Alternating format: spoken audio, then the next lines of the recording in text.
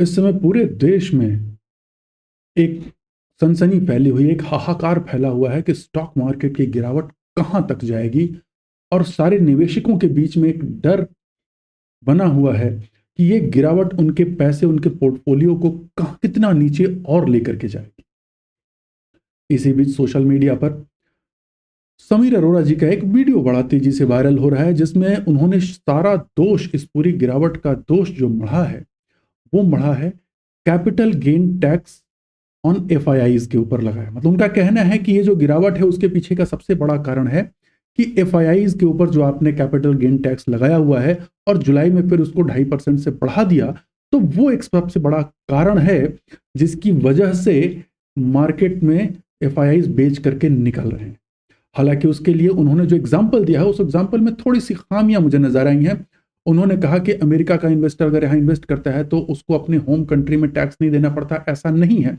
America में, और हम अभी देखेंगे कि और जितने देश हैं सबके यहाँ कैपिटल गेन टैक्स है। कहीं ना कहीं वो जो बात कर रहे थे, उन्होंने जो कुछ देशों के नाम लिए, क्योंकि वो खुद सिंगापुर में रहते हैं, तो वो उनमें से कुछ देशों में से है जो देश आप कहें तो टैक्स हेवन कंट्रीज मानी जाती हैं। दुबई हो गया, केमन आइलैंड्स हो गए, या फिर सिंगापुर हो गया, हांगकांग, ये सब ऐसे जगह हैं जहां पर कोई भी तरीके का टैक्स नहीं है किसी भी कैपिटल गेन पे। तो इसलिए वो उन चुनिंदा और मॉरिशस हो गया, तो इस तरीके से वो उन देशों की बात कर रहे हैं जिनके थ्रू कहीं ना कहीं पूरी दुनिया का फंड रूट होता है, और ये करते भी हैं। अगर किसी को इंटरनेशनल इन्वेस्टमेंट करना होता है तो वो इन्हीं देशों में अपनी कंपनियां बनाता है और उन कंपनियों के द्वारा निवेश करता है किसी दूसरे देश में, जिसके तहत उसको कैपिटल गेन टैक्स न देना पड़े। लेकिन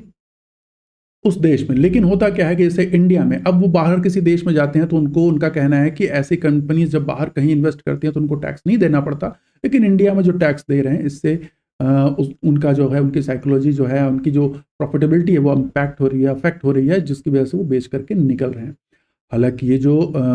मार्केट की गिरावट है वो सितंबर के बाद से शुरू हुई है, और बजट में ये प्रोविजन तो जुलाई में ही आ गया था। तुरंत ही इसका इम्पैक्ट नहीं पड़ा, 2-3 महीने बाद इम्पैक्ट दिखाई दिया है उनके हिसाब से। अब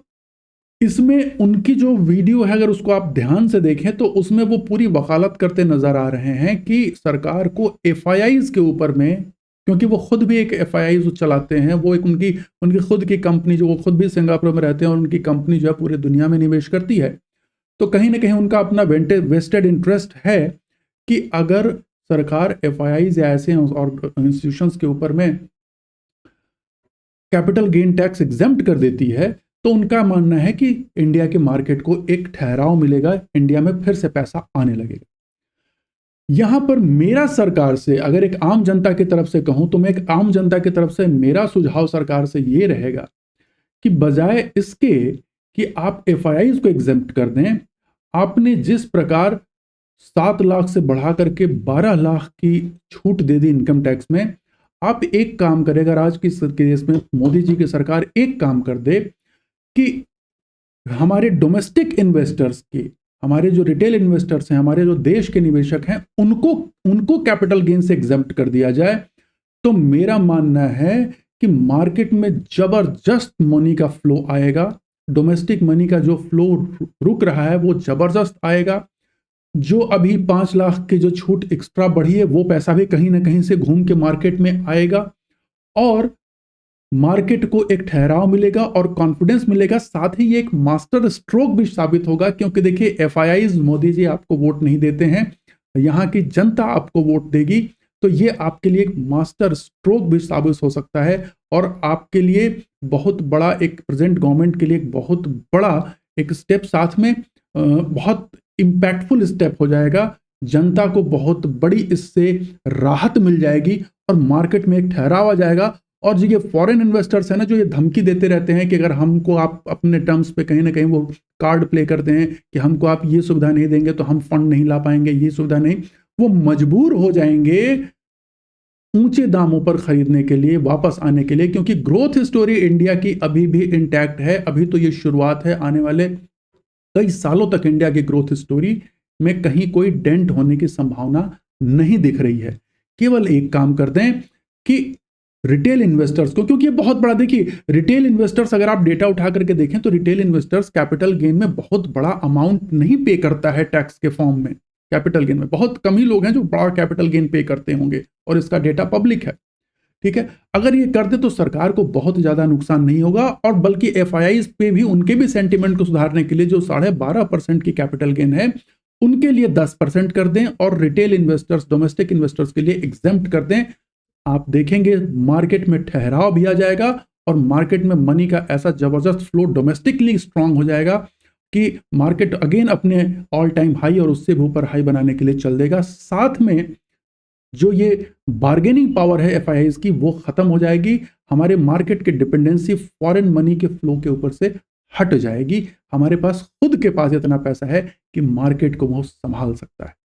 ठीक है, तो मेरा और हमारी साथ, मेरे ख्याल से सारी जनता का यही एक अपनी तरफ से सुझाव है कि सरकार को इस चीज पर जरूर ध्यान देना चाहिए, और ये एक मास्टर स्ट्रोक स्ट्रेप, मतलब मास्टर स्ट्रोक हो सकता है, एक इनिशिएटिव हो सकता है अभी की सरकार के द्वारा, जिससे कि मार्केट को भी राहत मिलेगी, सरकार के लिए फायदेमंद हो जाएगा, राजनीतिक तौर से भी फायदेमंद होगा, और साथ में जनता को भी बहुत बड़ी राहत मिल जाएगी। तो ये win win for all situation है। साथ में एफआईआईज की भी जो बार्गेनिंग पावर है वो भी काफी हद तक कम हो जाएगी। तो मेरे ख्याल से सरकार को इन सुझावों पर जरूर ध्यान देना चाहिए, और मेरा ये मानना भी है कि सरकार में योग्य लोग बैठे हैं, वो जरूर कहीं ना कहीं इन सब चीजों पर विचार कर रहे होंगे। आने वाले समय में हो सकता है कि सरकार कुछ ऐसे कदम उठाए जो मार्केट और जनता दोनों के लिए बहुत ही फायदेमंद साबित हो। अगली वीडियो में फिर मिलूंगा। अगर आपको वीडियो पसंद आया तो इसे जरूर लाइक और सब्सक्राइब करें। आगे फिर मिलेंगे, तब तक के लिए बहुत बहुत धन्यवाद। नमस्कार।